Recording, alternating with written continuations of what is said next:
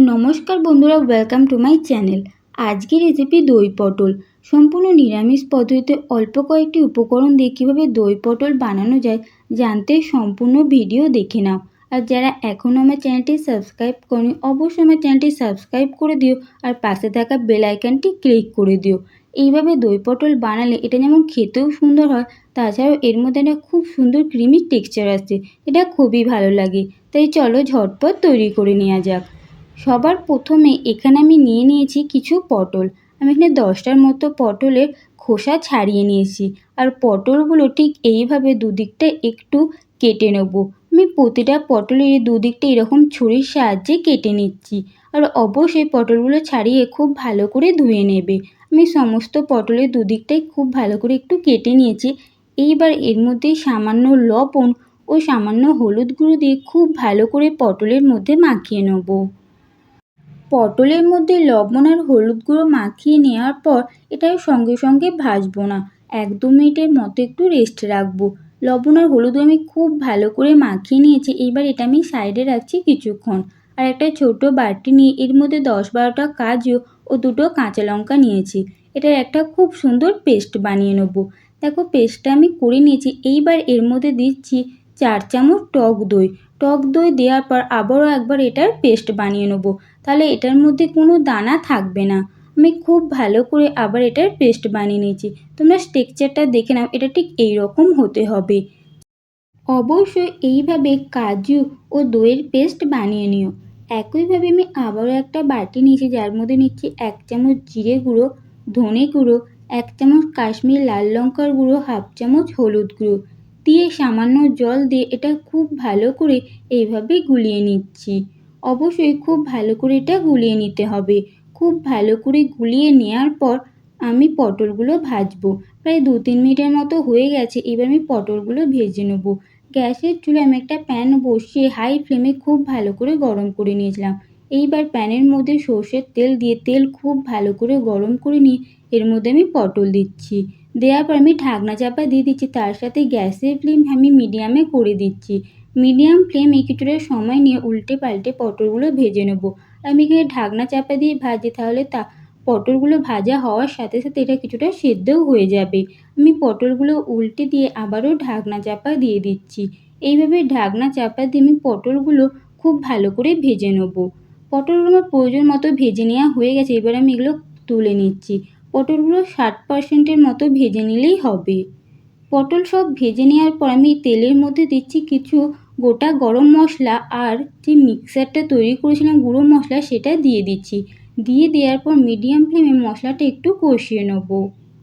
গ্যাসের ফ্লেম মিডিয়ামে রেখে মশলা কিছুক্ষণ ধরে খুব ভালো করে কষিয়ে নিতে হবে। এইবার এর মধ্যে দেবো স্বাদ মতো লবণ। কিছুক্ষণ মশলা খুব ভালো করে কষিয়ে নেওয়ার পর এর মধ্যে দিচ্ছি সামান্য গরম মশলার গুঁড়ো। গরম মশলার গুঁড়ো দিয়ে খুব ভালো করে আবারও মশলার সাথে মিশিয়ে নেব ও আরও কিছুটা সময় কষিয়ে নেব। কিছুটা সময় কষিয়ে নেওয়ার পর দেখতে পাবে যে মশলা থেকে তেল ছেড়ে এসেছে। যখন মশলা থেকে তেল ছেড়ে আসবে তখন এর মধ্যে দিয়ে দেবো জল। মশলাটা আমার একদম প্রয়োজন মতো কষিয়ে নেওয়া হয়ে গেছে। এবার আমি এর মধ্যে সম পরিমাণ জল দিয়ে দিচ্ছি। প্রথমে ঠিক যতটা মশলা নিয়েছিলাম সেই একই পরিমাণ জল এই মশলার মধ্যে দিয়ে খুব ভালো করে মিশিয়ে নিচ্ছি। আর তার সাথে গ্যাসের ফ্লেম হাইয়ে করে দিচ্ছি। হাই ফ্লেমে করে দেওয়ার পর এটা খুব ভালো করে ফুটে এলে একে একে ভেজে রাখা সমস্ত পটলগুলো এর মধ্যে দিয়ে দেবো। আমি সমস্ত পটলগুলো দিয়ে দিয়েছি। দিয়ে দেওয়ার পর এটা আমি ঢাকনা চাপা দিয়ে দেবো। ঢাকনা চাপা দেওয়ার সাথে সাথে গ্যাসের ফ্লেম মিডিয়ামে করে দিতে হবে। মিডিয়াম ফ্লেম এবার খুব ভালো করে 4-5 মিনিট ফুটিয়ে নেব। 4-5 মিনিট পর ঢাকনা খুলে একে একে পটলগুলো ঠিক এইভাবে উল্টে দিতে হবে, যাতে পটলের দুদিকটায় খুব ভালো করে সেদ্ধ হয়। আমি সমস্ত পটলগুলো উল্টে দেবো। আর দেখেই বুঝতে পারছো এটার মধ্যে এখনও জল আছে আর পটলটা এখন একটু সেদ্ধ হবে। তাই সমস্ত পটলগুলো খুব ভালো করে উল্টে নিয়ে আবারও আমি ঢাকনা চাপা দিয়ে দেবো।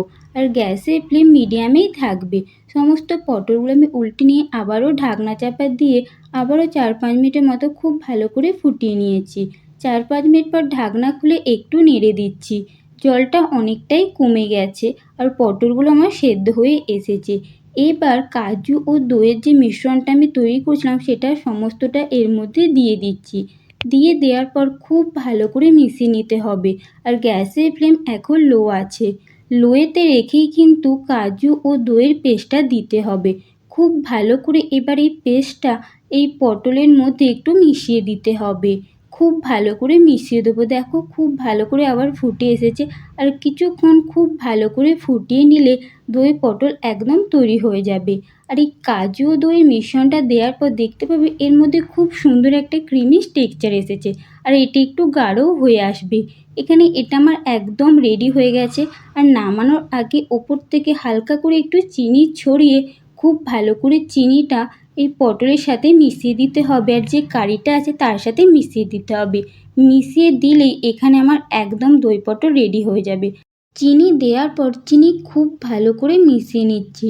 আর দেখো এখানে যে গ্রেভিটা আছে সেটা ঠিক কতটা ক্রিমি। আমি যেই প্রসেসে তোমাদেরকে দই পটল রেসিপিটা শেয়ার করলাম, এই প্রসেস যদি তোমরা ফলো করে দই পটল বানাও, গ্রেভিটা ঠিক এইরকম ক্রিমিই হবে। আমি তোমাদেরকে গ্রেভিটা দেখে দিচ্ছি, এটা ঠিক দেখো কতটা ক্রিমি হয়েছে, ঠিক এই রকমই হবে। এইবার আমি গ্যাসের ফ্লেম বন্ধ করে এটা একটা প্লেটের মধ্যে নামিয়ে নিচ্ছি। প্রথমে পটলগুলো খুব সুন্দর করে সাজিয়ে গ্রেভিটার ওপর থেকে খুব ভালো করে ছড়িয়ে দিচ্ছি। তাহলে বন্ধুরা অবশ্যই বাড়িতে তোমরা এইভাবে দই পটল রেসিপি বানিও।